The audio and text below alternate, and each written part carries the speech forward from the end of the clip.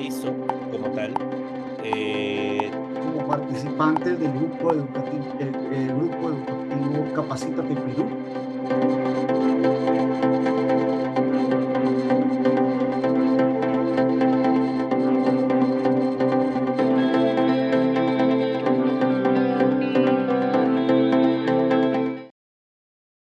Muy buenas tardes a todos los participantes que se vienen uniendo a esta capacitación y bienvenidos a los participantes aquí a nivel nacional y también a todos los participantes que se conectan a nivel internacional, ¿no? Tenemos participantes que se han inscrito eh, desde Colombia, Venezuela, Argentina. Muchas gracias por su participación también. Agradecemos que den like a la fanpage para seguir los próximos cursos. Que conjuntamente hoy estamos trabajando esta capacitación, uso y manejo de extintores, prevención y combate de incendios. Esta capacitación va a ser dirigida por el licenciado Gerardo Rixe, quien es subteniente CBP. Tiene experiencia en cursos de lucha contra incendios, hidráulica aplicada a la lucha contra incendios, lote de cuerdas de rescate, materiales peligrosos, supervivencia de bomberos.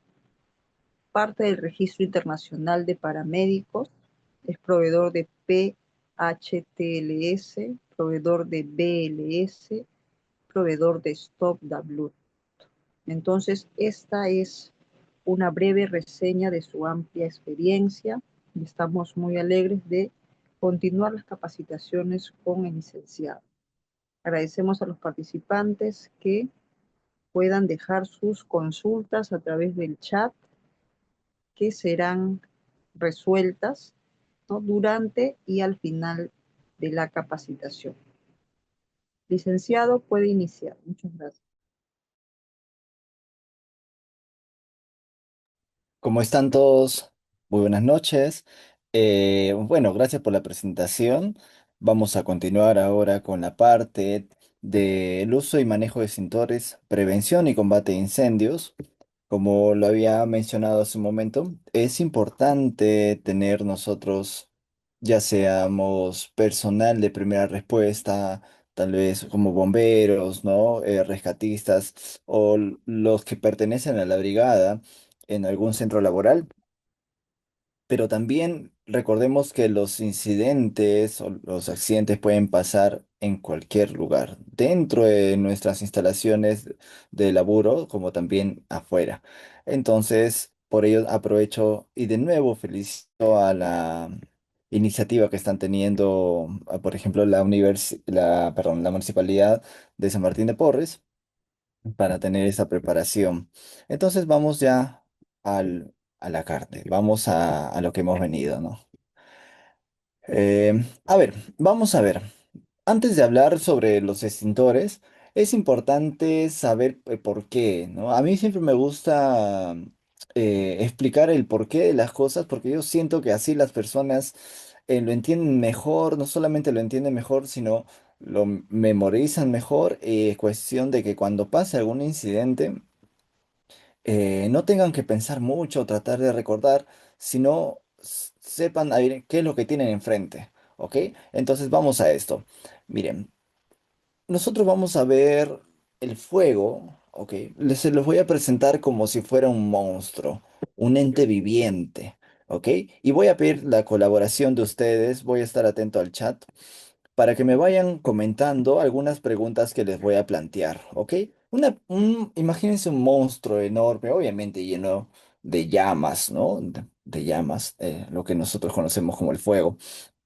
Eh, Dígame qué características necesitan un monstruo o necesitamos nosotros para sobrevivir. Ya vayan comentándome aquí por el chat en lo que yo voy viendo esta definición que tenemos aquí. A ver, dice que el fuego y combustión son términos cuyo uso a menudo se intercambia, ¿ok? Sin embargo, el fuego es técnicamente una forma de combustión. Dice, la combustión es una reacción química en cadena que libera energía o productos que provocan reacciones sucesivas. A ver, ¿qué quiere decir todo esto en español? En términos más fáciles de entender.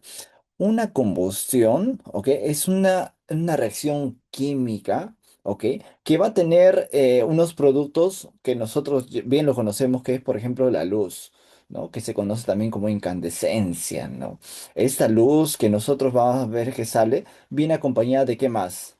De calor, ¿verdad? De calor. Entonces, y esa, justamente este calor es lo que le podemos sacar provecho en muchas cosas. A lo largo de la historia se le ha hecho, pero este calor también puede ser peligroso, ¿ok? Puede atentar en contra de vidas o también de bienes. Entonces nosotros vamos a ver, esta reacción que es la combustión, en el que se producen estas presentaciones de energía, ¿ok? Puede tener unas llamas, ¿ok? Como puede no tenerlas. ¿Ya? Y esto lo vamos a ver un poquito en esta siguiente diapositiva. ¿Ok? Lo que vemos nosotros en la parte izquierda, dígame a ver por favor si se puede ver el puntero. Bueno, aquí donde sí se puede ver, ok. Lo que vemos en la parte izquierda es lo que conocemos usualmente como fuego, ¿no? Nosotros pensamos en fuego y ya pensamos en estas figuras amarillas, rojas, naranjas, ¿ok? Que si tocamos nos vamos a quemar, naturalmente. Pero no es la única forma de combustión. También hay combustiones que no presentan llamas, ¿ok? Que no presentan llamas.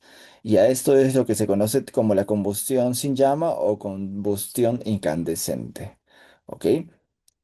¿Por qué es importante conocer un poquito de esto? Porque nosotros, si trabajamos tal vez en fábricas, trabajamos con, qué sé yo, calderas, trabajamos con algún tipo de maquinaria que puede llegar a altas temperaturas, ¿ok? O no solamente eso, de repente en nuestras casas, en nuestros centros laborales, tenemos instalaciones hechas incorrectamente con cables que no son los que la norma técnica nos dice, ¿no? De repente usamos para hacer la instalación del voltaje en casa, el cable mellizo, ¿no? Cosa que no es correcto. ¿Qué va a pasar? Que estos van a sobrecalentar.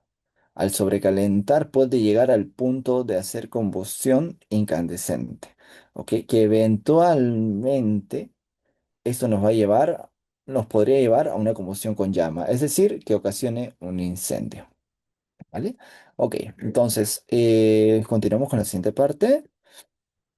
Aunque aquí es bonito también, ya vamos viendo cómo se forma, ¿no? Esta combustión con llama a partir de un sólido, puede ser un líquido, ¿ok? Va a emitir vapores, va a emitir básicamente estos vapores que salen del sólido o cuando el líquido se convierte en vapor, ¿ok? Y en ayuda con el oxígeno es lo que va a producir eso que conocemos como llama. Ahora, creo que no tengo allá. Acá es importante, si por ahí alguna vez ha sido tan curioso de prender una vela o el fósforo y se ha quedado viendo de una forma cercana, ¿no? Ha podido ver que el fuego o la llama, la llamita, no está del todo pegada a la parte sólida. Por ejemplo, prendemos un encendedor y no es que la llama está así exactamente pegada a la parte sólida, ¿no? Lo que sería la parte del fósforo en ese encendedor. Ahora, ¿por qué es esto? Vamos a ver. El fuego es una... El fuego se escucha muy bajo. A ver, confírmeme por favor si se escucha bajo. Ok, yo tengo acá un retorno y me estoy escuchando bien. Bueno, vamos, por favor, a ver si puedes corregir un poquito eso, pero gracias por mencionarlo. A ver, le voy a comentar. ¿Qué pasa? Que el fuego, ¿ok? No se va a dar en un producto sólido o líquido como tal. El fuego, con lo que conocemos como la llama, necesita estar en estado gaseoso, ¿ok? En la parte gaseosa. Entonces, ¿qué va a pasar? Imagínense que yo tengo acá cualquier material sólido. Este material empieza a calentar, lo someto a altas temperaturas hasta que llega a un punto de ignición, ¿ok? Entonces, en ese punto, ¿qué va a pasar? Este material sólido va a empezar a convertirse en un material gaseoso, ¿ok? Va a empezar por efecto del calor, se convierte en un material gaseoso. A eso lo llamamos pirólisis. Está pirolizando este material sólido y en ese gas, ahí es donde se produce la llama. ¿Ok? Es por eso que los que le comento el ejemplo del fósforo, de que ustedes van a ver, les voy a pedir un día, prendan su fosforito y van a ver forma muy cerca que en la parte de los vapores, los gases que emana, ahí es donde se forma la llama, ¿ok? Y lo mismo va a pasar con el líquido, ¿ok? Va a evaporar, no va a evaporarse, sino se va a convertir en forma gaseosa, algún líquido combustible, y eso es lo que va a prender, ¿ok? Es un detalle interesante en cuanto a la teoría del fuego. Vamos, continuamos. Ahora, estas son los famosos teoría del triángulo y el tetraedro del fuego. Y aquí es donde yo les comentaba, ¿no? ¿Cuáles, cuáles serían las características que necesita un monstruo para sobrevivir? Aquí vemos, me comentaron por ahí presencia de oxígeno. Muy bien. ¿Qué otra cosa más necesitamos nosotros? Ya, ¿qué necesitamos nosotros para sobrevivir? Necesitamos oxígeno, necesitamos ¿qué más? Alimentarnos, ¿ok? Necesitamos alimentarnos y también que necesitamos de un poco de energía, ¿no? Que no, bueno, nosotros mismos producimos la energía, ¿vale? Pero ahora vamos a extrapolar esta analogía, bueno, esta analogía que estoy haciendo con el fuego. El fuego, como les dije, yo lo presento como un monstruo que necesita el comburente, que es el oxígeno, necesita calor, ¿ok? Llegar a una cierta temperatura para avivarse, para activarse, y también necesita de un combustible, el alimento del que valerse, ¿ok? Estos tres elementos son necesarios para empezar a tener fuego, ¿ok? A empezar la combustión. ¿Y en qué se diferencia el triángulo con el tetraedro del fuego? Se diferencia en que el tetraedro le añade la reacción en cadena.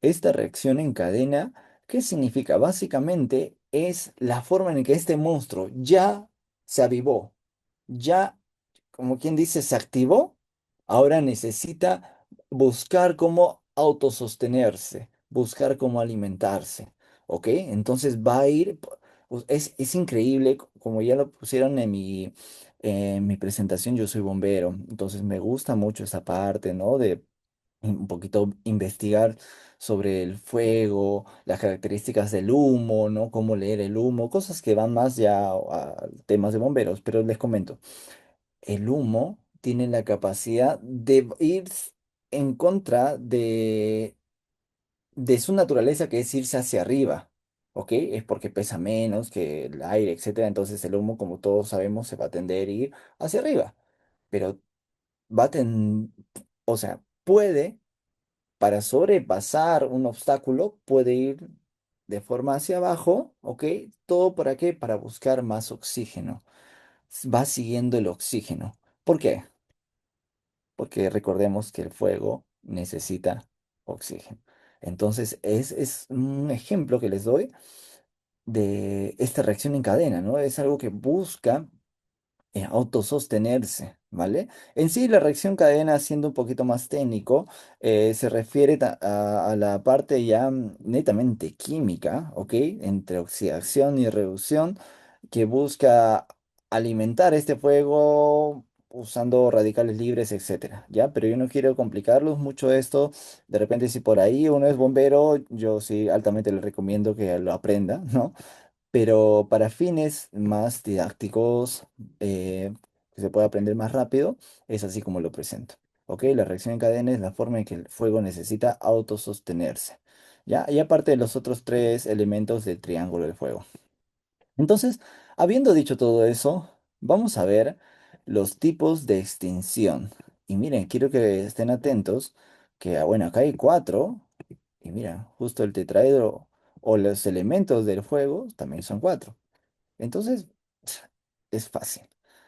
Lo que tenemos que hacer es separar este tetraedro del fuego, por lo menos un elemento, ¿ok? Separarlo, tratar de inhibir esa parte para que el fuego también muera, no se desarrolla.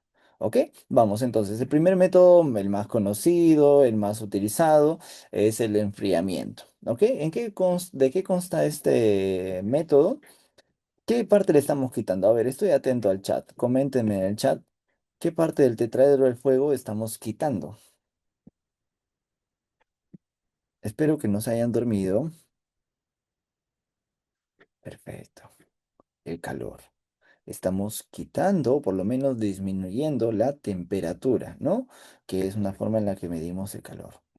Muy bien, entonces, ¿cómo hacemos esto? Es muy utilizado el agua, ¿ok? No solamente porque el agua se supone que está a menor temperatura, sino porque tiene unas características muy chéveres que nos convienen a nosotros, como por ejemplo, que cuando está expuesto al calor, o cuando el agua rompe de alguna forma, se particulariza, o sea, se vuelven partículas muy pequeñas. Cada una de esas partículas absorbe mucha más agua, perdón, absorbe mucha más temperatura, ok, sorry, de lo que podría ser si estuviera como de una forma compacta. ¿Ok? Entonces es algo que nosotros, por lo menos los bomberos, tenemos que buscar, ¿no? Que se rompa, se vuelvan en partículas más pequeñas para que absorban más la temperatura. ¿Ok? Bacán. Entonces, el enfriamiento lo podemos hacer con el agua, ¿ok? Básicamente, el siguiente método de extinción del fuego es la dilución de oxígeno. O básicamente, bueno, ya, ya no ni les pregunto, ¿no? Ahí le estamos quitando el comburente, el oxígeno. No sé si alguno de ustedes o de repente sus hijos han hecho ese experimento, ¿no? Ponen una velita ahí sobre un plato y lo tapan con un vaso. ¿Qué pasa? ¿Qué va a pasar en los segundos? A ver si me van comentando. ¿Ok? Le estamos quitando el oxígeno. Perfecto. Muchas gracias, Yasmín. Se va a apagar el fuego. ¿Por qué? Porque ya les dije, miren, es como con nosotros. El fuego va respirando, por decirlo así, ¿ok? Y va botando también CO2. Va botando CO, o sea, solamente el CO, que sería monóxido de carbono, aparte de dióxido de carbono, va botando nitrógeno, otros componentes químicos, pero el oxígeno se está disminuyendo hasta un punto en el que ya no tiene más oxígeno de donde respirar y muere. ¿Ok? Estoy tratando de explicar la parte teórica que sea bastante comprensible. ¿Vale? La siguiente parte o el siguiente método de extinción es la eliminación del combustible. A ver, esto nos compete en la parte laboral mucho, mucho. ¿Saben por qué? Porque aquellas personas que trabajan, como lo mencioné hace un rato, con maquinaria o en contextos en los que hay mucha temperatura, ¿ok? ¿Qué podríamos quitar? ¿Qué podríamos quitar del ambiente, ¿ok? Para prevenir incendios, para reducir la probabilidad de que haya un incendio, ¿ok? ¿Le quitaríamos acaso el oxígeno? ¿Será posible quitar el oxígeno? De repente tengo acá qué sé yo, trabajo con maquinarias que llegan a 200 grados y podré quitar el oxígeno. Un poquito como que me muero, ¿no? Entonces, ¿qué le puedo quitar? Necesito quitarle el otro material que sería el combustible, ¿ok? Si yo tengo maquinaria, si yo tengo contextos en los que vamos a trabajar en altas temperaturas, tenemos que apartar combustibles que puedan quemar, ¿ok? Sería incompatible poder almacenar cartones, almacenar fardos de tela, algodón, en lugares cercanos a donde tenemos estas altas temperaturas. ¿Ok? Entonces es una forma de prevenir. Ok, perfecto. Apartar agentes de combustión. Muchas gracias. RBC. Punto 4, la inhibición de la reacción en cadena. ¿Ok? Como es una reacción química, vamos a utilizar también componentes químicos hechos justamente para evitar esta reacción en cadena. Y esos componentes son los que usamos usualmente los extintores de polvo químico seco, polvo químico, y de lo que vamos a comentar más en un momentito. Ah, ya, este es un ejemplo de lo que les comentaba, ¿no? La capacidad del agua, que dice que puede, al romperse o al evaporarse, ¿ok? Aumentar o multiplicar su volumen en 1700 partes, ¿ok? Claro, y esto que es a 100 grados.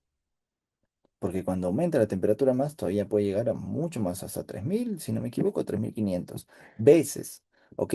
Y cada una de estas gotitas en las que se multiplica tiene una capacidad de absorción de la claro, del calor, ¿ok? Entonces, ¿en qué se traduce esto? Que está enfriando. Ahora, los métodos de propagación del calor, ¿cuáles son? Los métodos son los siguientes: conducción, radiación y convección. Vamos a describirlos uno por uno. Imaginen que este obrero, ¿ok? Que está con sus guantes, perfecto, está teniendo un EPP correcto, ¿no? Que soporta altas o ciertas temperaturas, tampoco altas, ¿ok?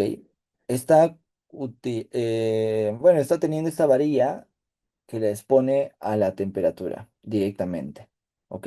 Entonces, a través de un solo cuerpo, a través de este cuerpo, se está transmitiendo el calor, ¿ok? Vemos desde la parte más distal de la varilla a la que eventualmente va a llegar a la parte más proximal a la persona, ¿no? Que si no tiene, cabe decir, si no tiene un correcto EPP, ¿qué va a pasar? Una lesión, ¿ok? Eso está muy mal. Pero método, el primer método de propagación del calor es por conducción. ¿Y qué significa? Que a través de un solo cuerpo o de cuerpos que están directamente juntos va a transmitirse el calor. ¿Ok? Siguiente, la convección. La convección tiene que ver con la emanación de los vapores, de los gases que tiene este fuego. ¿Ok? Y este va a ir sobre todo a las partes más superiores, ¿ok? En la que está expuesta el fuego. Esto se ve, por ejemplo, en aquellos incendios, ¿ok? En el que imaginemos un edificio, se prende el segundo piso. ¿Qué otro piso va a ser más fácil de prenderse? Porque el calor y la convección va a tender a ir hacia ahí, va a ser el tercer piso, ¿ok? Y esto podría prender. Pero han habido ejemplos, ¿ok? En que se prende ya, muy bien, perdón, el segundo y el tercer piso. Eso es bastante comprensible. Y se prendió de pronto el último piso, o el noveno, o el décimo piso. ¿Cómo pasó eso? ¿Ok? Se explica por la convección, por el fenómeno de la convección de transferencia del calor por los vapores que llegan hasta esa parte y han llegado a calentar algún material que ha ocasionado que se desarrolle este incendio en ese lado, ¿vale? Y luego tenemos la radiación. La radiación es, bueno, producida o va a ayuda de los rayos que se emiten del calor, ¿ok? Hasta llegar a un cuerpo que pueden ser varios metros, ¿ok? Si nosotros tenemos una fogata adelante, ponemos nuestras manos así como lo ponen aquí en la imagen, nos va a calentar, es cierto, pero no se compara a la radiación que puede tener un incendio, ¿no? Y para ello tenemos que tener cuidado en la aproximación que nosotros vamos a tener, ¿ok? Y sobre todo viendo en la parte del uso de extintores, en el que nosotros vamos a aproximarnos. Y es muy probable que nos vamos a aproximar sin un equipo de protección personal, sin un EPP, porque un extintor es de uso inmediato. Bueno, yo les doy un ejemplo de esto. Estábamos en un incendio en el centro de Lima, era una galería que se había prendido toda la galería. ¿Ok? Llego con mi máquina, vengo caminando desde la esquina, ¿ok? Y en la esquina veo que había un carro. Imaginemos que el incendio fue en la mitad de la cuadra. Entonces, aproximadamente 50 metros estaba este carro. Y veo que el carro tenía la pintura que estaba hinchándose, que se estaba saliendo, descascarando, ¿no? Entonces me pareció raro. Bueno, yo lo vi y seguí caminando. Y como que me quedé pensando un poquito en eso hasta que me di cuenta de que las paredes que estaban también cerca estaban iguales con las pinturas que estaba reventando. Las puertas, había unas puertas de madera que también estaban, la pintura estaba reventando. Obviamente se explica eso por la radiación, ¿ok? Entonces, miren, era un incendio y a 50 metros la radiación había sido tan fuerte que había provocado que la pintura así se salga, ¿no? Vamos, continuamos. Aquí lo que podemos mencionar es que vamos a tener tres tiempos, ¿ok? En cuanto al desarrollo del fuego, por así decirlo, ¿ya? Primero, que tenemos que todos considerar es la prevención. La prevención está demostrada en que nos ahorra mucho dinero, ¿ok? Y esto de repente para las personas que trabajan en la municipalidad les compete o les conviene saber eso, conocer esto, que les va a costar mucho menos una capacitación en uso de extintores, les va a costar mucho menos uno o 10 extintores que lo que se podría gastar después de un incendio, ¿ok? Y eso sin contar, y obviamente esperemos que no, si hubieran pérdidas personales, ¿ok? Entonces, nos dice, la prevención es eliminando al menos uno de los tres elementos del triángulo del fuego. Eso ya lo hemos conversado. Si falla la prevención, nos vamos a tener que ir entonces a un amago de incendio, ¿ok? Un amago de incendio es un incendio que está iniciando, ¿ok? Yo siempre les doy esta analogía que a mí una vez me lo presentaron, lo vi en una capacitación y me gustó, que cuando un fuego está de tu tamaño o menor, puedes usar un extintor, pero una vez que está más grande que tu tamaño, ya no podrías usar un extintor, es como que ya no, ya no va a ser el efecto que nosotros queremos, ¿no? Que es extinguir ese fuego, ¿ok? Entonces, ¿en qué se diferencia un amago con un incendio como tal? ¿Ok? Nosotros vamos a describir un incendio a un fuego que se salió de control. Así de fácil. ¿Ok? Entonces nosotros ya no podemos controlarlo con un extintor, que es lo que nosotros tenemos. Ya no podemos controlarlo con una cantidad mínima de agua que es también la que tenemos ahí disponible, ¿no? ¿Qué necesitamos?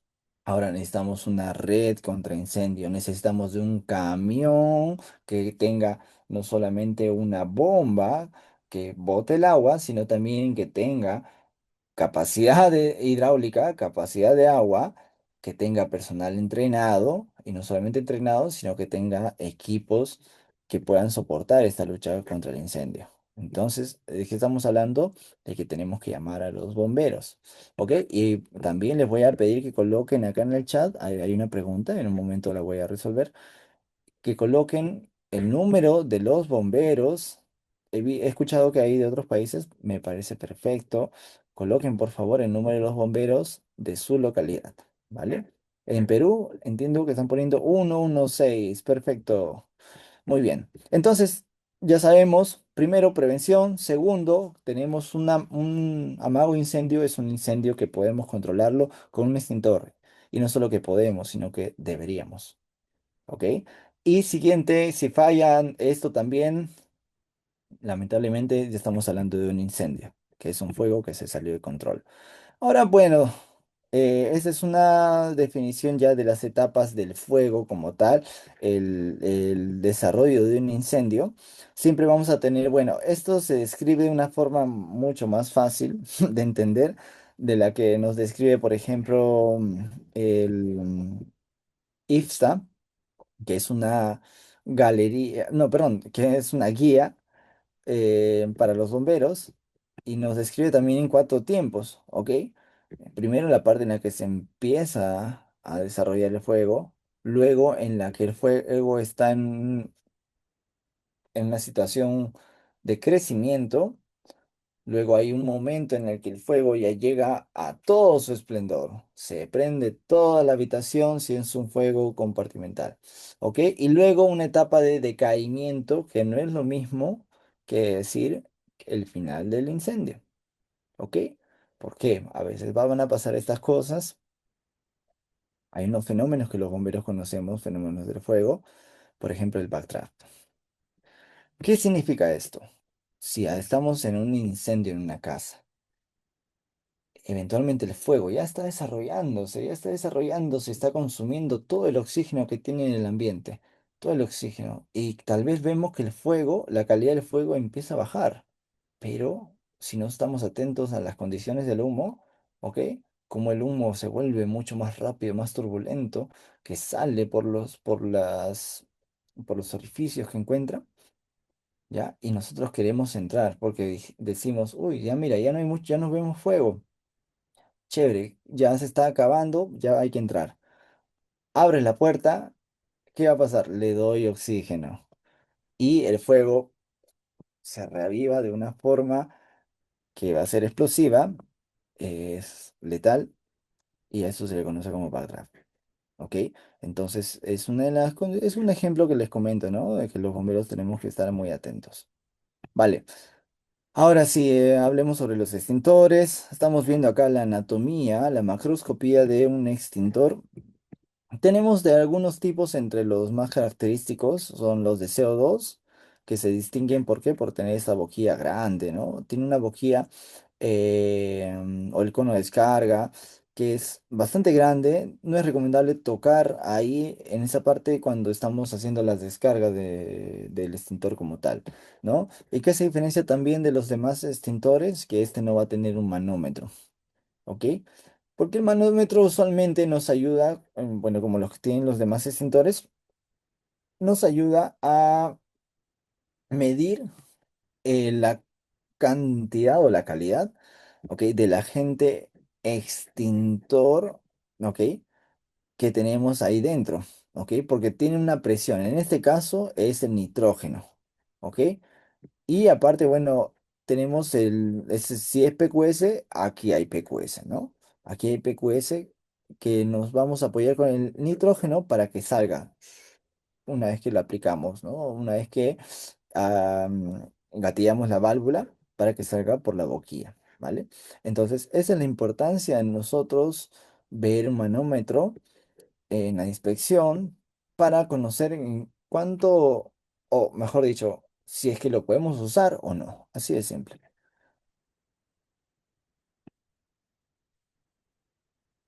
Tenemos tipos de extintores, ¿ok? Tenemos tipos de extintores, entre ellos los más conocidos son los que presentamos aquí, el de agua, el de PQS, polvo químico seco, ¿no? El de CO2 y acetato de potasio. Vamos. ¿Qué es lo que pasa? Que nosotros no podemos usar cualquier extintor que veamos en cualquier tipo de fuego. ¿Cuáles son los tipos de fuego? Aquí lo vamos a presentar, ¿ok? Uy, ya me estaba... En un momentito lo vamos a presentar. Antes de ello, vamos a mencionar cuáles serían los pasos para usar un extintor. Aquí lo pongo en tres pasos, que es resumido. Sin embargo, es importante mencionar los extintores en la cartilla o en la etiqueta frontal deberían tener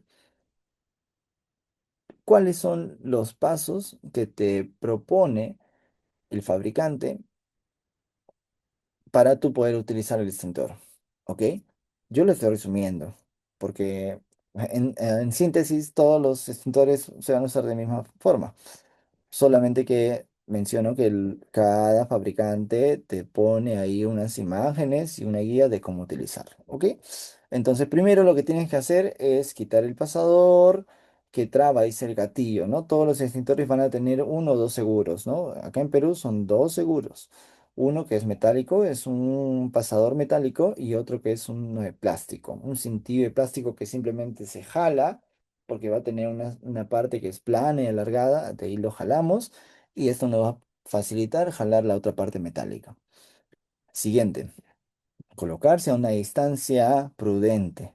Aquí nos propone 3 metros. He visto extintores que te dicen 2,5, 5 metros, etcétera. Y esto es importante, apuntar a la base del fuego, ¿ok? Abajito. No vas a apuntar encima. Hay personas que, bueno, yo quiero entender la lógica que ven un fuego como una masa, ¿no? Que se eleva. Y a veces le quieren atacar, entendamos, a la cabeza, ¿no? O sea, la parte superior de esa masa que es la llama. Pero no, donde nosotros tenemos que atacar es a la base, a la parte de abajo, que es lo que está originando la llama. Y una vez que estamos apuntando, vamos a apretar el gatillo, permitiendo que salga este agente extintor. ¿Ok? Ya que estamos hablando de esto, es importante también mencionar algunos detalles que son más de la parte práctica, a los que les exhorto altamente también realizar, ¿ok? Que es que una vez que nosotros si hemos logrado extinguir un amago de fuego, o de repente ya se acabó mi extintor, no tengo más, al momento de retirarme, no le doy la espalda al fuego. Es decir, no me volteo y me voy, sino que me voy mirando al fuego y voy retrocediendo. ¿Ok? De esta forma es la forma correcta de retirarme luego de haber utilizado el extintor y dejar el extintor recostado. Esta es una señal de que el extintor ha sido aplicado, ha sido utilizado y otras personas no deberían venir y usar el mismo extintor. ¿Vale? Entonces, vamos a ver un poquito de la norma que rige aquí Perú en cuanto al uso de extintores, ¿ok? Pero mira, vamos a ver primero la clasificación del fuego. Esta norma técnica peruana que detalla la clasificación del fuego es la NTP 350-021. Y bueno, aquí tenemos la clasificación de los fuegos. Nos dice la clase A, ¿ok? Ya, les voy resumiendo, son 5 tipos de fuego, ¿ok? 5 tipos de fuegos. El primero va a ser sobre materiales sólidos. El segundo va a ser materiales líquidos, ¿ok? Líquidos combustibles, líquidos inflamables. El tercero es materiales sólidos, pero energizados, ¿ok? ¿Por qué se diferencia energizados con el de tipo A, ¿no? El de C con el A. ¿Qué necesidad hay de separar entre los que cualquier sólido ordinario con uno que está energizado? Es decir, está en contacto o por lo menos mantiene carga eléctrica. ¿Vale? Ahorita lo vamos a ver. O si por ahí me van comentando en el chat, me gustaría bastante. Y también tenemos un cuarto tipo D, que habla sobre los metales, ¿ok? Cómo encienden los metales, cómo se prenden los metales. Y el tipo 5 es el fuego tipo K, de kitchen, ¿ok? Kitchen, recordamos en inglés, significa cocina. Entonces, qué tipo de fuego se referirá el tipo? Vamos a verlo, ¿ok? Entonces, el fuego de tipo A ya le había mencionado, es sólidos, materiales sólidos, combustibles. Aquí tenemos una infinidad de ejemplos: papel, madera, tela, paja, caucho, plásticos, etcétera. ¿Ok? Es de repente el tipo de fuego que siempre vamos a encontrar. El tipo B, o la clase B, se refiere a líquidos, combustibles o líquidos inflamables. Ya aquí vamos a encontrar solventes, ¿no? El tiner, el aguarrás, vamos a encontrar alcoholes, vamos a encontrar tal vez pinturas y obviamente a los tipos de combustible que nosotros conocemos, ¿no? Gasolina, diésel, etcétera. ¿Vale? Ahora, el tipo de clase C se refiere a materiales sólidos pero energizados. ¿Y en qué diferencia, como les había planteado hace un momento? En que nosotros no podemos echarle agua, pues. ¿Qué pasa si le echamos agua? El agua dentro, o sea, parece que no tuviera nada, pero dentro del agua tenemos, tiene electrolitos, ¿ok? Tiene minerales. Y gracias a estos minerales es que se transmite la electricidad. ¿Y cómo se va a transmitir? Desde el fuego, que está energizado, a través del agua, ¿hacia quién? hacia nosotros. Entonces vamos a estar como el Chavo del 8, ¿no? Con Don Ramón, ahí cuando le estamos echando el fuego. Perdón, el agente extintor, ¿vale? ¿Qué más? Entonces, esa es la importancia de diferenciar los fuegos de tipo C, que son energizados. Luego tenemos los fuegos de tipo D, ¿ok? Que se refiere a metales. ¿Ok? Antes se hablaba de que estos metales son más encontrados pues en las mineras, ¿no? En los lugares donde se trabajaban pues con ciertos tipos de metales, ¿no? Sin embargo, ya no. Ahora hay de este tipo de incendio en todos lados. A ver, coméntenme por ahí, por el chat, ¿quién tiene un scooter? Esos scooters eléctricos. ¿Y de qué se compone la batería? De litio. ¿Ok? Estos incendios con baterías de litio son cada vez más comunes y son muy peligrosos por las características que tienen. Y yo les comento cuál es una de estas características de los materiales tipo D cuando prenden. Es que necesitan más temperatura. Si bien es cierto, los metales necesitan más temperatura para empezar a encender, pero asimismo también necesitan mucha más agua para poder extinguirse. O sea, necesitan enfriar mucho más para apagarse. No vas a poder apagarlo de repente tan fácilmente con un extintor. No vas a poder apagarlo. Incluso los bomberos la luchan cuando tenemos este tipo de incendios, por ejemplo, ahora con los vehículos eléctricos, que tienen varias baterías, una gran cantidad de estas baterías también con litio. Y prenden y uff. Y no solamente eso, otros vehículos tal vez más comunes que tienen aros de magnesio, aleaciones, ¿no? Que pueden prenderse y para apagarlos es, aparte que es tedioso, algunos de ellos tienden a reaccionar con el agua. Entonces le echamos agua y ¿qué pasa? Puede provocar que salpique, incluso pudiendo lesionar al rescatista, ¿ok? O al respondedor. Siguiente tipo fuego, ya hemos hablado de cuatro, el último es el tipo K, no está por acá, ahí está. Y como había comentado, K de Kitchen se refiere a cuando quema los aceites, ya sean de origen animal o de origen vegetal.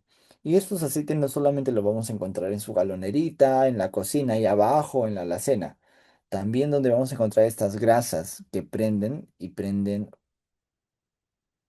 Ya, ahorita voy a escribirlo, ¿ok?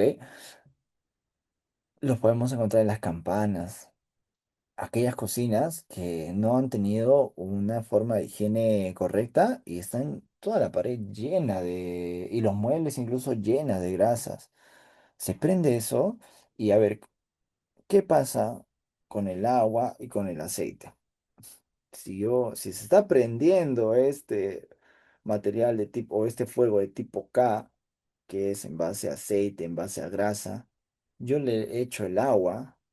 ¿Qué creen que va a pasar? ¿Se va a apagar o va a reaccionar? ¿No? Si alguno por ahí ha hecho esa cosa, ahí yo les comento, me ha pasado un poquito. No soy un tan buen cocinero, ¿ok? Em, pero cuando yo veo a mi esposa, ¿no? Que está cocinando, que tiene aceite ahí, y le echa agua a veces de la nada, ¿no? O sea, ella sabe ya cómo hacer eso porque efectivamente no incendia, no había incendio, ¿ok? Pero si lo hiciéramos en otras condiciones, tal vez, en que hay abundante aceite, ¿no? Y le echamos agua, esto va a hacer una reacción y hay muchos videos, o sea, pasa todo el tiempo y no saben cada cierto tiempo me comentan, Gerardo, que se prendió mi cocina, le eché agua y ¡fuf! Ok. Al año por lo menos unas 3, 4 veces me comentan eso. Entonces, ustedes que ya están acá saben que a este tipo de fuegos de cocina no se les puede echar agua. Porque el agua y el aceite no se juntan, va a reaccionar y no solamente que va a reaccionar, sino que esta reacción es peligrosa porque se expande y puede también quemar a la persona que está ahí delante. ¿Ok? Entonces vamos.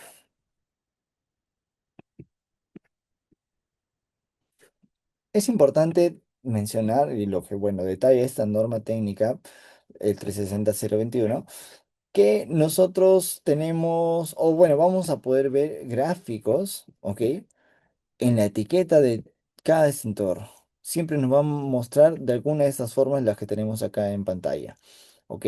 Estas pictografías, ¿para qué están hechas? Para facilitarnos la vida, no solamente a nosotros, que ya estamos teniendo algunos conocimientos sobre extintores, sino para las personas que tal vez nunca han llevado una capacitación, ¿ok? Pero viendo en este extintor estas imágenes, deberían guiarse, ¿no? Para saber más o menos hacia qué materiales está dirigidos. Por ejemplo, este que se supone que es de PQS, en el que estoy apuntando con el mouse, ¿no? Se puede ver que tiene materiales acá sólidos, materiales líquidos. Mira, vemos una galonera, ¿no? Y vemos ahí un enchufe que está quemando. Entonces, como que nos va a guiar que son de estos tipos de fuego, ¿no? A, B y C. Pero acá abajo, mira, tenemos un ejemplo en que solamente está dirigido a los fuegos de tipo B y C. ¿Por qué? Porque, mira, está tachado el tipo A. Y pasa algo similar, pero que está tachando los de tipo B y C en esta parte. Y solamente, ¿eso qué nos quiere decir?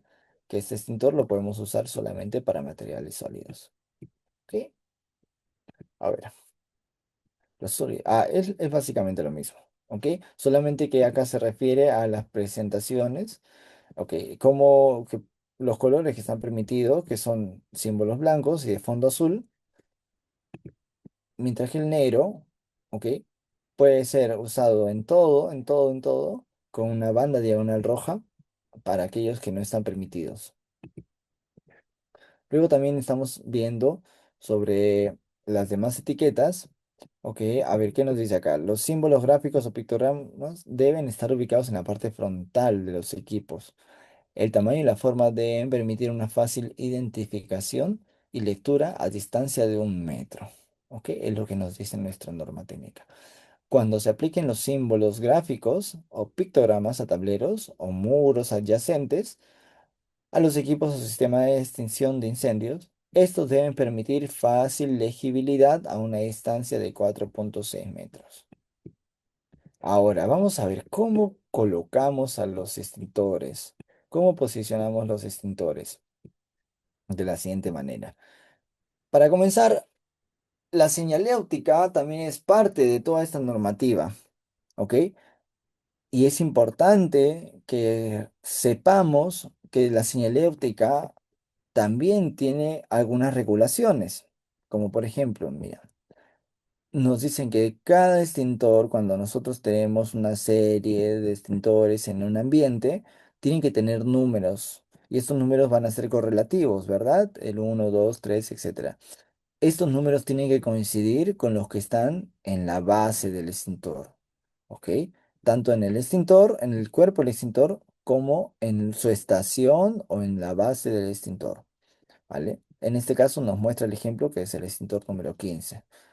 Bueno, acá de igualito, acá tenemos una estación, ¿verdad? Y tiene unas franjas blanco y rojas en forma diagonal. Y todo esto también está normado. ¿Ok? Vemos, hay una numeración correlativa con el extintor. Y miren, también nos dice que está normado estas franjas que pueden estar en el piso, ¿no? Que esas, bueno, ahora, estas franjas que nos dicen que son opcionales, que son de un tamaño de 1 metro por 1 metro, y con las franjas de 10 centímetros de manera diagonal, ¿para qué nos serviría? Para recordarnos que este ambiente tiene que estar libre de obstáculos. No podemos, no está permitido, ¿ok? Y puede estar sujeto a algún tipo de sanción cuando haya una fiscalización, que hayan obstáculos aquí que nos impidan el paso o el acceso a nuestro extintor.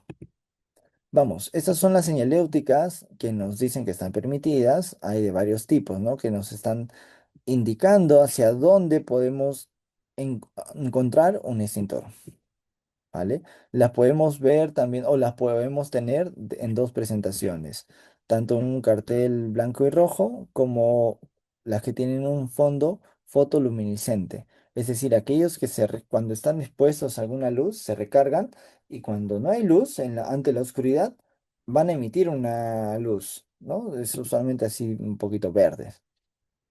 Como les comenté, están normadas tanto las franjas que van en piso de espacio libre como la de la estación de bomberos, ¿no? Con unas líneas diagonales de 10 centímetros en blanco y rojo. Tienen medidas incluso de altura, etcétera. Todo esto lo podemos encontrar en nuestra norma técnica peruana y ahora la altura de la instalación. Aquí vamos a distinguir entre aquellos extintores que son mayores a 18 kilos con los que son menores a 18 kilos, ¿no? Me refiero al peso. Y miren, para aquellos extintores que tienen hasta 18 kilos, es decir, inferior a 18 kilos como dice acá, la altura debe ser hasta 1,5 metros en la parte superior del cuerpo del extintor. ¿Ok? No debe ser más. Ahora, también aquí aprovechan y nos menciona que las señaléuticas, las señales que indican que hay un extintor, tienen que estar sobre 1,80 m. ¿Ok? ¿Por qué es 1,80 m? Ok, vamos a ver. Esto ha pasado por cambios desde el 2013 por lo menos, que yo estoy inmerso en este mundo. Y primero se planteó que tenga 1,70 m, ¿ok? Porque, ¿qué habían dicho? O que esté de 1,80 m para abajo, ¿no? ¿Qué habían dicho? Ok, nosotros, el tamaño promedio de un peruano, ¿ok? No supera 1,80 m. Está entre 1,70 m, ok, en promedio. Entonces, ¿cuál es la importancia de tenerlo a ese nivel? Es que nos facilita la vista. Ese era un criterio que se usaba hace años, que nos facilita la vista y no tenemos que estar mirando hacia arriba o hacia otro lugar para poder hallar una señal de un extintor y se supone que ahí encontramos un extintor, ¿ok? Pero luego se dieron cuenta de algo y les voy a explicar. ¿Por qué ahora necesitan estar estas señales sobre el 1,80 m?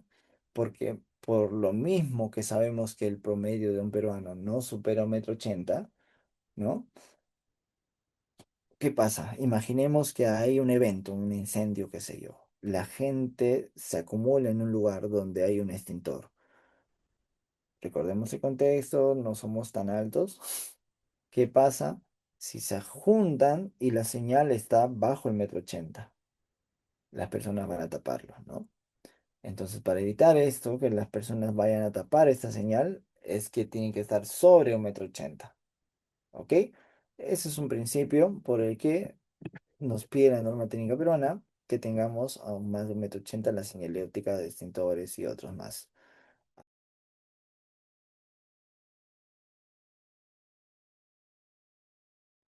Vamos a ver. Ahora, cuando hablamos, hace un momentito hablamos de los extintores que son mayores, no, perdón, que son menores a los 18 kilos, que pueden llegar hasta 1,5 m, nada más. Pero aquellos que pasan de los 18 kilos, ¿ok? Y que son extintores portátiles, tienen que tener una altura máxima de 1,10 m, de 110 centímetros, ¿ok? Eso es lo que nos dice la norma. ¿Y hasta qué tan bajo lo puedo poner? Aquí se los presento en esta diapositiva. Ningún extintor, ya sea menor o mayor a 18 kilos, tiene que tener en la parte más inferior del cuerpo del extintor menos de 20 centímetros del piso. ¿Ok? Es decir, todos los extintores tienen que estar sobre los 20 centímetros a más. ¿Ok? Nunca menos de 20 centímetros. Acá. Ahora, nos habla básicamente lo mismo, pero acá tenemos una estación ya del extintor. ¿Ok? En esta estación que está hecha por alguna tabiquería, como nos dice acá. ¿Ok? Y tiene que guardar las mismas características, las mismas especificaciones técnicas. ¿Ok? Vamos a ver. Ahora, tenemos otra norma que nos habla sobre la inspección de extintores, sobre también acá nos dice el mantenimiento, recarga y prueba hidrostática, que las 350 043.1. ¿Ok? Pero a esto lo vamos a llevar un poco más rápido. Igual sería o es necesario que lo conozcamos, ¿ok? Sobre esta norma, lo que más podemos resaltar, ¿ok? Es, por ejemplo, la frecuencia. ¿Qué tanto hay que revisar o inspeccionar nuestros extintores? En base, tenemos los 30 días, ¿ok? Sin embargo, ¿qué nos dice?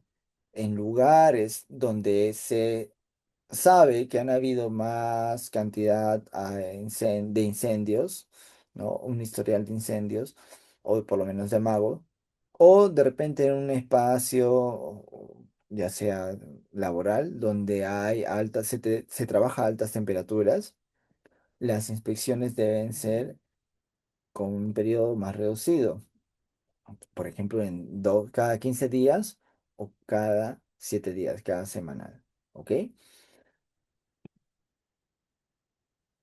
Todos los extintores dicen deben ser inspeccionados cada 30 días, como digo, por lo menos, ¿ok? De dos formas, físicas, con registros por escrito, o por medio de un sistema o dispositivo electrónico de monitoreo. Yo he visto esos sistemas, he podido ver en centros, ¿no? De Lima, en fábricas, que tienen ya estos sistemas y es algo genial, ¿no? Pero aún así, nosotros vamos a ver la parte física. ¿Ok? La parte física es la que sí no puede faltar al momento de una inspección, ¿ok? Que es el llenado de un registro físico. Dice, la inspección de extintores se realizará en intervalos más frecuentes, ya como lo habíamos mencionado, ¿no? Eh, ante cualquiera de las circunstancias siguientes. Cuando hay clasificación del riesgo como riesgo alto, frecuentes conatos de incendios, repetidas obstrucciones físicas o visuales, estamos hablando del extintor, etcétera. Ubicación que posibilita la ocurrencia de daños mecánicos, posibilidad de manipuleo malicioso o irresponsable, exposición a temperaturas anormales o atmósferas corrosivas y extintores instalados en vehículos automotores, ¿no? En todos estos contextos debemos considerar hacerlo en un tiempo menor a 30 días, ¿no? Como le dije, pueden ser cada 15 días o cada 7 días. ¿Y en qué consta esta inspección?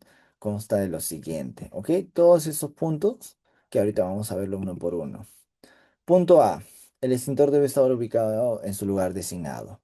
El acceso y la visibilidad del extintor no deben tener ninguna obstrucción. Siguiente.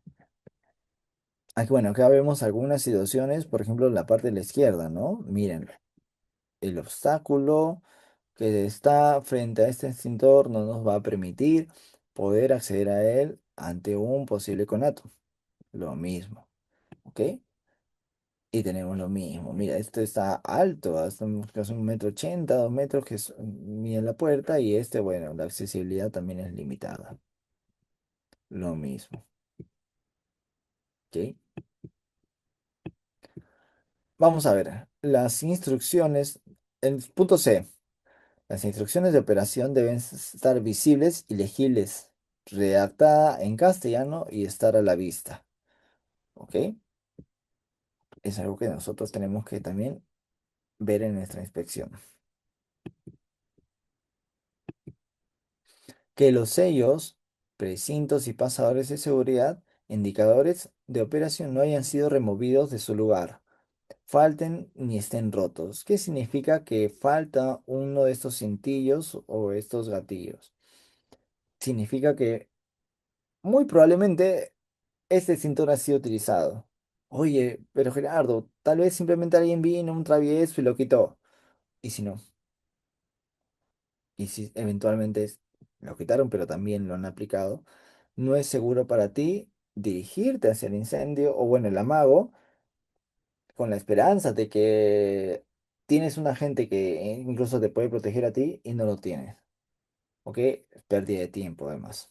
Es mejor ver un extintor que sí te cumpla con todas estas partes que nosotros vemos en nuestra inspección y tenemos la garantía de que podemos utilizarlo.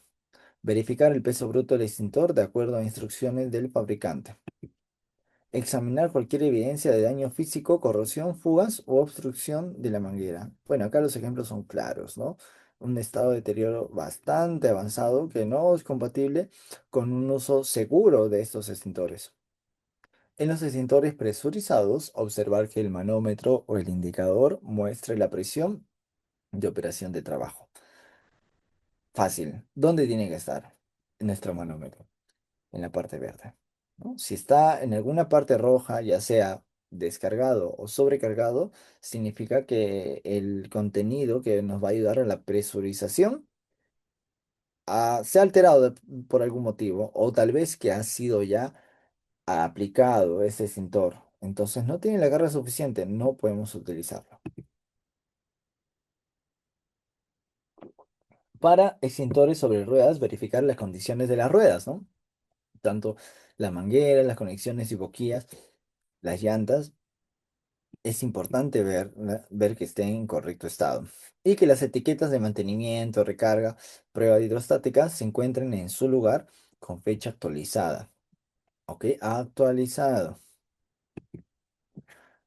Bueno, esto es parte, acá nos detalla cómo tienen que estar estas etiquetas. Dice, el rótulo podrá ser plástico, metálico u otro material que resista la acción de la intemperie. Las etiquetas serán autoadhesivas, nos indica incluso el tamaño, ¿no? 5 por 8 aproximadamente, bueno, acá 5 por 7.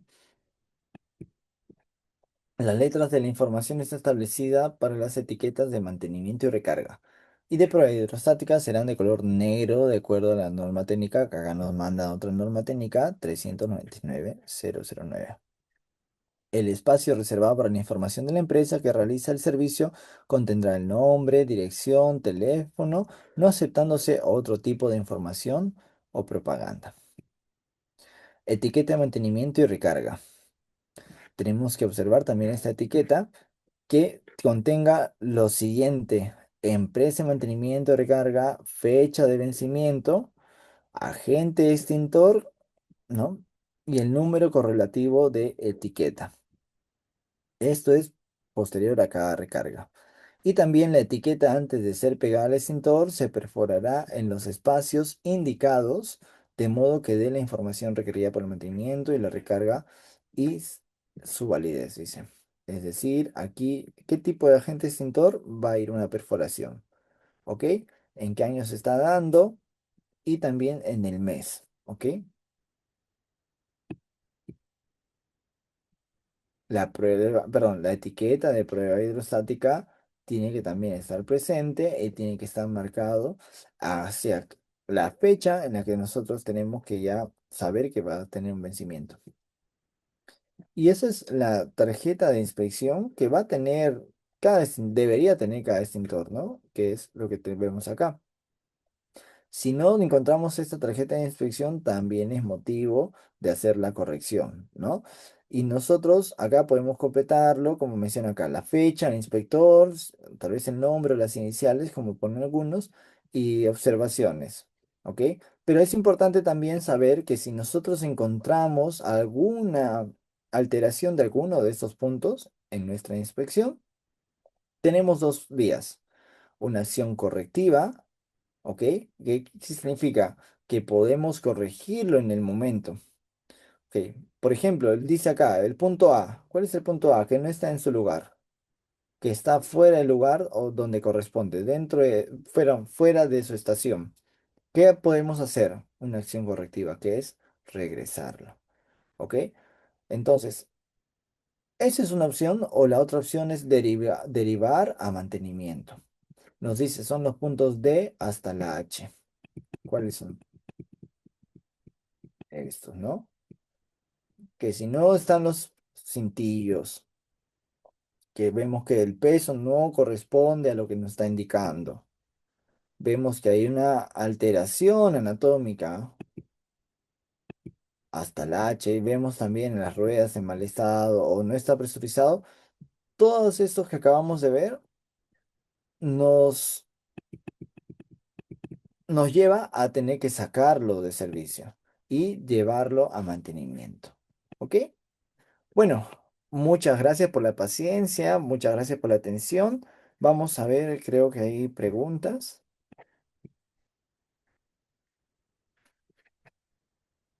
Estas preguntas son las que siempre enriquecen las capacitaciones.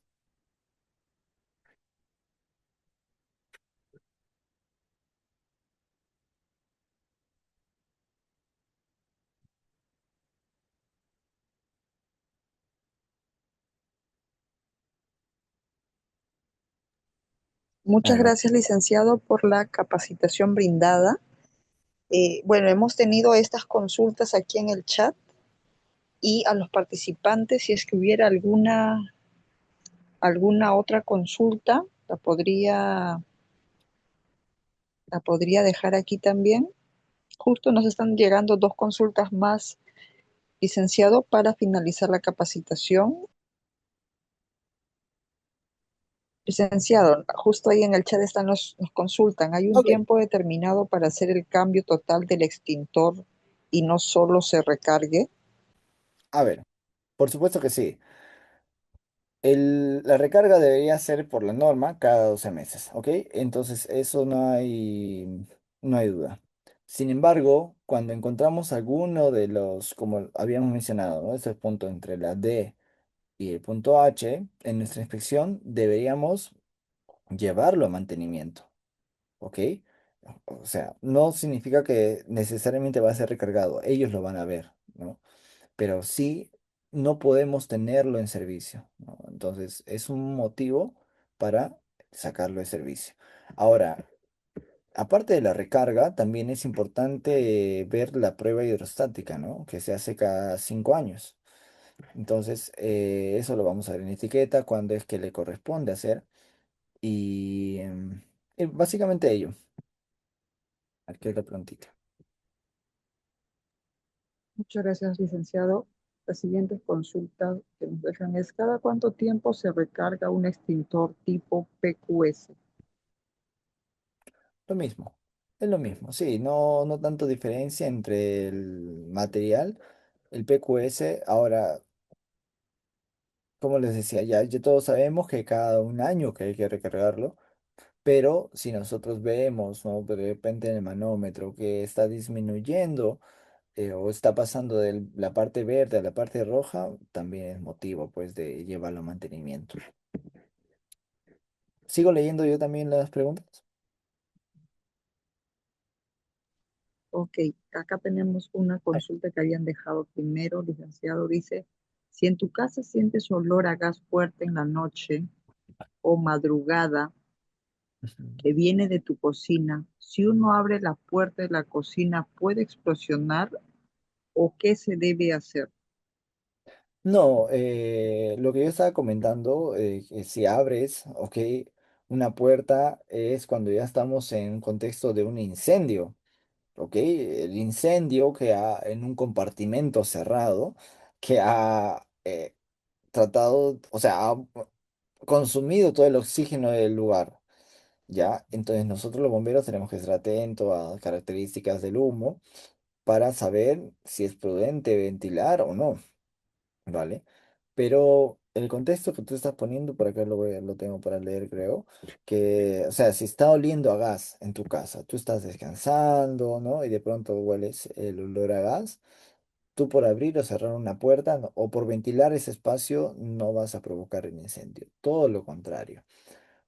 Lo que deberías hacer ahí es prudentemente abrir las puertas, abrir las ventanas de una forma tranquila para mejorar la ventilación. Y ese el gas que está concentrado ahí se pueda disipar tal vez lentamente, ¿no? Pero lo va a hacer eventualmente. Lo que sí no puedes hacer de ninguna forma, encender ni tu celular, encender alguna luz, encender de repente una linterna cerca, mucho menos estamos hablando de un encendedor, un fósforo, ese tipo de cosas. ¿Quieres encender tu electrodoméstico? No. ¿Tu microondas? No. Nada. Lo primero que tienes que hacer es ventilar. Lo correcto es, de todas formas, llamar a los bomberos y también ponerte en contacto con tu proveedor del gas, ¿ok?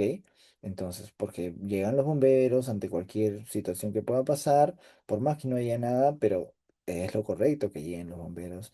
Y lo segundo también, como les comento, contactar con el proveedor para que pueda puede haber una forma de corregir, ¿no?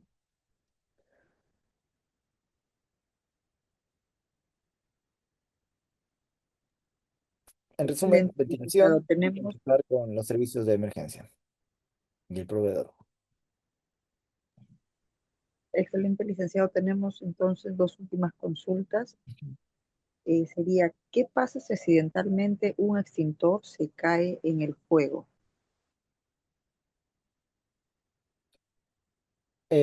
Podríamos tener miedo a que vaya a explotar, tal vez, pero no. Estos están diseñados, pasan pruebas antes de salir a comercializarse, que van a soportar altas temperaturas, ciertas condiciones que puedan ser agrestes, ¿no? Lo mismo van a pasar con los balones de gas, ¿ok? No es que van a explotar, necesitan llegar a una temperatura realmente alta o alguna condición de presión que haga que estos exploten, ¿no? Tal vez. Entonces, si tiene el extintor en contacto con el fuego, lo que yo les diría, obviamente, no se expongan ustedes. Dejen el extintor ahí, como les digo, a veces no vale la pena arriesgarse por un bien, por un material en lo que nos pueda costar más a nosotros en nuestra salud. ¿Ok? Eh, Y mientras vamos respondiendo las dos últimas preguntas que nos han realizado, ¿no? Agradeciendo a todos los participantes que siguen conectados a través de nuestras diferentes plataformas, a través de nuestra fanpage también, y recordando que pueden inscribirse para próximos cursos que tenemos en gestión pública, habilidades blandas, seguridad y salud, entre otros. La consulta es, licenciado, si hay un extintor sin uso de 2 años, pero su manómetro está en el área verde, ¿se puede usar o qué recomienda?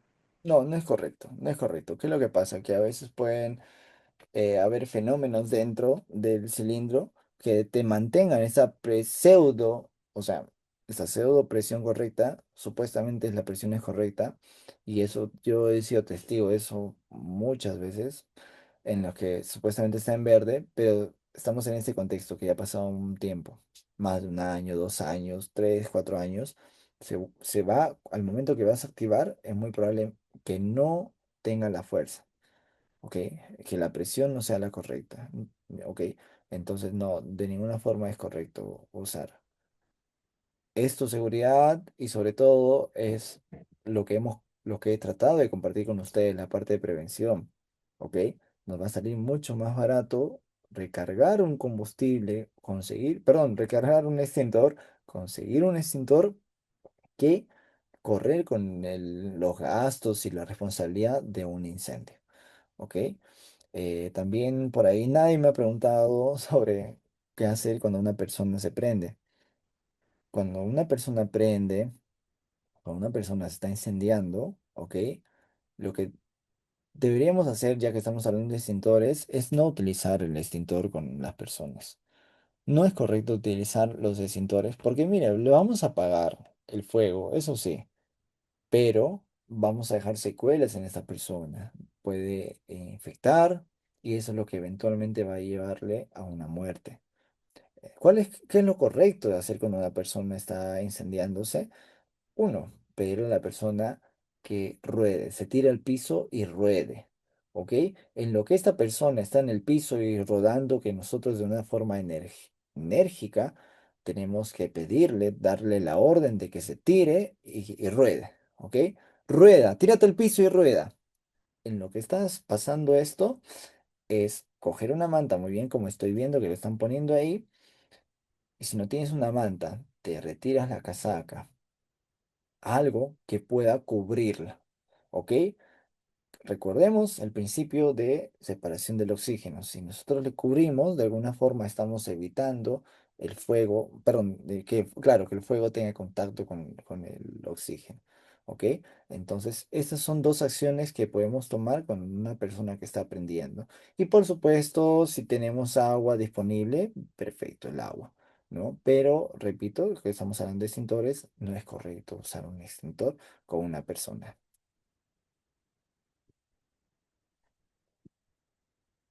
La última consulta es, ¿cuál es el extintor más recomendado para una cocina de hogar, ¿no? Muy buena pregunta. Ya. El de acetato de potasio, ¿ok? Es el más conocido que tiene las características para poder apagar un incendio de tipo K en cocinas, ¿ok? Con grasas, etcétera. Este se caracteriza porque es plateado, ¿ok? Es acetato de potasio. Es el que deberíamos tener si tenemos un restaurante, sobre todo si tenemos una campana, etcétera, ¿ok? Y rápidamente hay una pregunta que también es, a mí me interesa responder esto porque podemos salvar vidas, ¿ok? ¿Qué se puede hacer o echar si me quemo la mano o la cara? Primeros auxilios. Basiquísimo, basiquísimo ante cualquier quemadura, enfriar. ¿Cómo enfrío? Con el agua del caño. No tiene que ser agua helada, tampoco caliente, claro. El agua del caño es suficiente o un agua a temperatura, echar, ¿ok? Si me quemé la mano, de repente no directamente, sino de arriba, ¿ok? Si vemos que ya tiene ampollas o si hay heridas, deberíamos ya trasladar al hospital, sí o sí. Si no, tal vez lo manejamos en casa. Pero por favor, primero enfriar, ¿ok? Y el enfriamiento no es que le echo ya 1, 2, 3 y ya 10 minutos. 10 minutos mojando, mojando ahí. Y yo les aseguro, espero que no les pase a nadie, pero si así fuese, se van a acordar de mí, que esa quemadura que podría ser evolucionar a segundo grado, tal vez hacer ampollas, se va a quedar ahí. O si es leve, podrías dejarte en una quemadura de primer grado, tal vez ni lo vas a sentir porque has hecho este enfriamiento, ¿ok? Y segundo, no le pongan esto, tomate, pasta dental, ¿qué más? Es la misma, aceite, esas cosas que no tienen fundamento científico, ¿ok? El aloe vera te da una sensación de frescura que le puedes echar después, ¿no? Tenemos la lidocaína, bueno, eso ya te lo echan en el hospital y el famoso sulfadiacina de plata, eso es más con quemaduras de segundo o tercer grado porque es antibiótico. No, si no ha penetrado la piel, como que no hay mucha importancia en que le eches el sulfadiacina de plata, ¿no? Eso básicamente, ¿ya? Enfriar y por mucho rato. Muchas gracias, licenciado, entonces, por responder a las consultas que han dejado nuestros participantes y agradecer a todos los participantes que se han conectado y han participado de una u otra forma en el chat.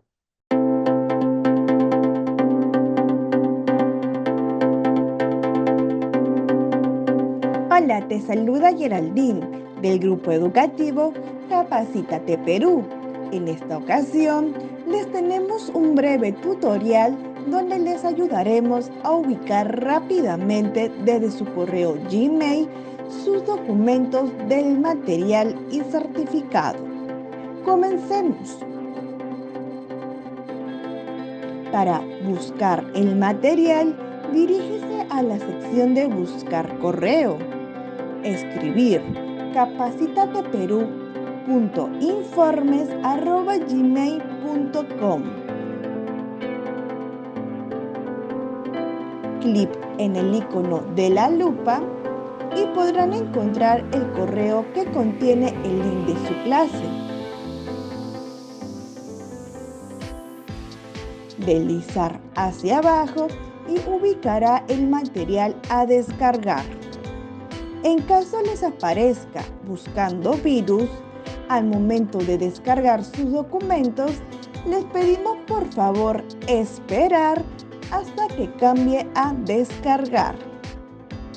En el caso contrario, el documento podría sufrir algún desperfecto. Ahora, para buscar el certificado, diríjase nuevamente a la sección de Buscar. Esta vez, escriba certificados@iacers.com y encontrarán el primer enlace que los dirigirá directamente a su certificado.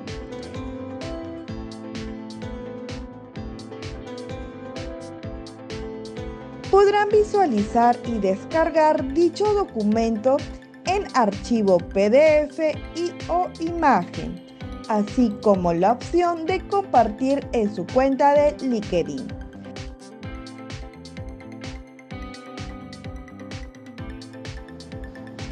En caso que desee verificar su certificado, dar clic en el segundo enlace, donde los enviará a la página web del Grupo Educativo Capacítate Perú y tendrán que ingresar el número de documento y el código de verificación enviado en el mismo correo.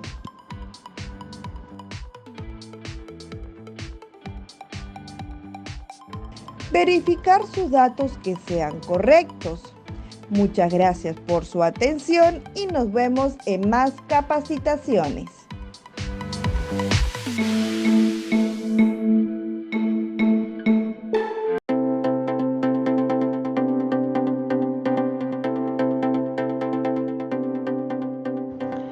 Hola, te saluda Karen del Grupo Educativo Capacítate Perú y en este tutorial te vamos a enseñar cómo verificar tu certificado en nuestra plataforma. La primera opción es escanear el código QR que tienes en el certificado y la verificación es automática. Segunda opción, si no cuentas con un dispositivo para escanear el código QR, haces clic en el link de nuestra plataforma enviado a tu WhatsApp. También puedes encontrar el link en la parte inferior del código QR que aparece en tu certificado. A través de ese link podrás ingresar a nuestra plataforma. Luego ingresas el número y código que aparece en tu certificado.